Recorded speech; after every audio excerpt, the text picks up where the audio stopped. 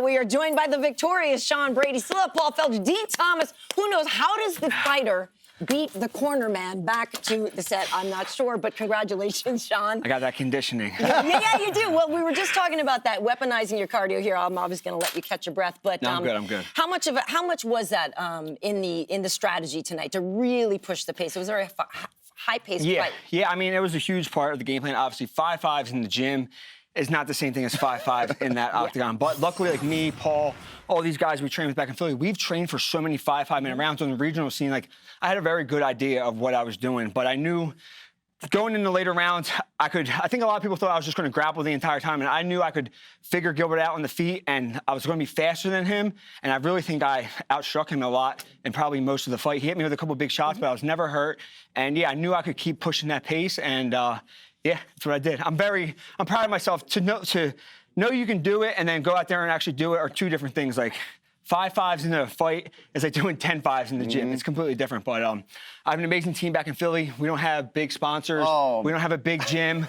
But this guy's a part of that team in Philly now. Welcome back to Dean Thomas. Yeah. What's up? Congratulations, sir. Yeah, congratulations. Well, to your point there, yeah, you landed 274 strikes to 76 for him. Yeah, So, I mean, that's huge, dude. Did you think that you would come in here against Gilbert? We know he's a big power puncher. Did you think that you were going to be up on significant strikes to that level? Especially for a guy where people are like, oh, he's a wrestler, he's a grappler. And that's what I wanted to prove to guys in camp. I was hurting guys in camp. I was dropping guys in camp. I was doing it. You've been in there with me. Like, I just had to believe. I went out there tonight. I said, whatever is going to happen in this 25-minute fights, if I get knocked out, no matter what I do, I want to go out there and prove myself right and just make myself proud. And if it was that win or me getting knocked out, I was going to do everything I could do and show the people who I really am as a fighter. And obviously, I mixed in my takedowns in there too, but Gilbert's a world-class fighter, world-class jiu-jitsu guy. He reversed me a couple times, but then I got the rhythm and I stuck him down the last couple times, and I knew I won the fight. So I just feel so amazing. Yeah, I mean, it's interesting for me to watch that because I've watched you in camp so much, and then for Gilbert to reverse you, I was surprised. Yeah. Like, I'm looking and I'm surprised. I got right back up there. I never stayed on my back. Never on my back. Yeah, but how surprised were you to feel that and feel like, oh my goodness, this guy can hang? I wasn't, because it's so different in a fight. You know what I'm saying? Like, one round, like we were just talking about the rounds in gyms, rounds in fights, different people. There's guys who can fight amazing in the gym. They can't fight worth a shit in the cage. So, but Gilbert, it was just different. Like, he swept me a couple times, but like I said, I knew hit my back, right back to my feet. So, you know, you have said 9 times out of 10 you can beat Belal Muhammad, the current champion.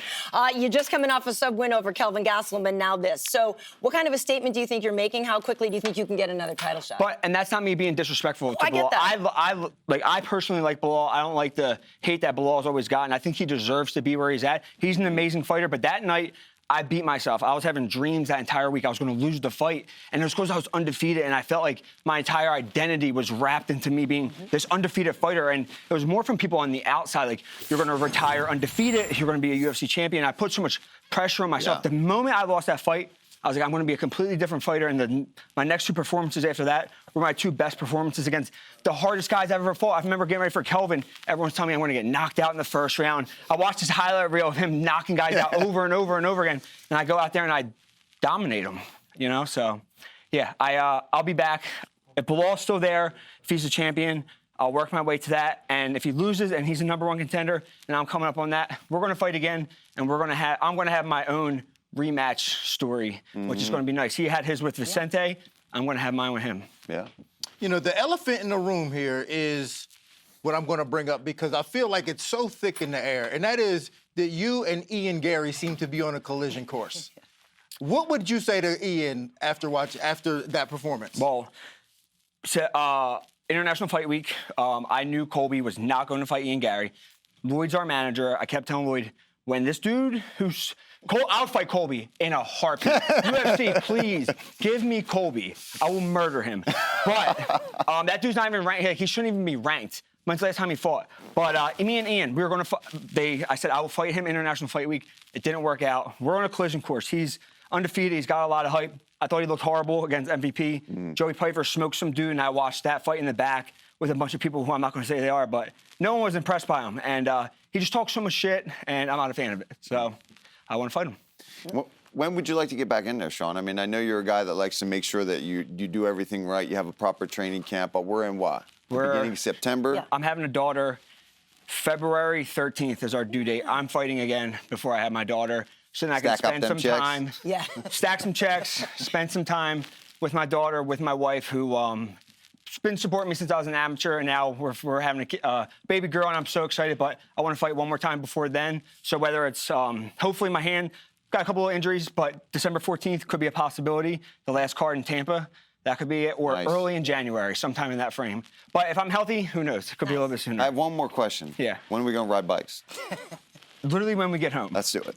All right. I'll set it I up. was going to say one more We're going. question. I'm riding dirt bikes and road bikes. Let's We're do going it. ride. Nice. All right. And my last question, is it cheese whiz or provolone that you're supposed to put on a Philly cheesesteak? Which one? There's new cheesesteak spots with provolone. It's very good. Okay. It's very good. Yeah. I'm not a big cheese whiz guy. Yeah, but, yeah. you know. The real cheese question whiz. is ketchup or no ketchup. I do ketchup. I'm a I do ketchup guy ketchup, too. too. Okay, so you heard it here. We support you on the ketchup. yeah, fried for onions. sure. Ketchup Yes, fried onions. all day. Yeah. Dean's an adopted Philly guy, by the way. Now Yeah. my man is in Philly all I the got time. the street so- cred now. But does he wear that ascot in Philly? No, they won't let me wear this when I'm in Philly, but I gave hear. Dean a large T-shirt Yeah. that's about this. My man, you're an XL, brother. It's time to upgrade to the XLs. No. Your days of fighting are You over. stay with I those. know, trust me, believe me, It I know. just got cold in here. Still lightweight in here. In here. In the heart. In the heart. There. Well, Sean, thank you so much and congratulations Thank you so to much. you. It's been real Sorry fun for that having you tyrant. here. No. Listen, you're on the rise. I've been waiting to be here. This is Shoot seeing that my- shot, Sean. Seeing my name here, and I knew, like, Dean even brought up to me. I'm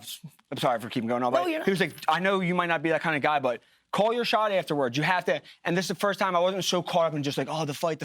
I'm like, "Yo, I'm gonna call my shit afterwards, and I'm gonna have something That's to why say." your face so is on my there. name, Right, yeah. So right. it's it's pretty cool. Get used to it. Get Yep, used to it. I'm going to. Nice. All right. Well, congratulations. much. I know you got other obligations, but congratulations to you too as well, Dean. Listen, it's all his hard work. Like I said, I'm an opportunist. I saw a champion in this young man, and I just wanted to be a part of it. Nice. So, like, I jumped in when I had the opportunity.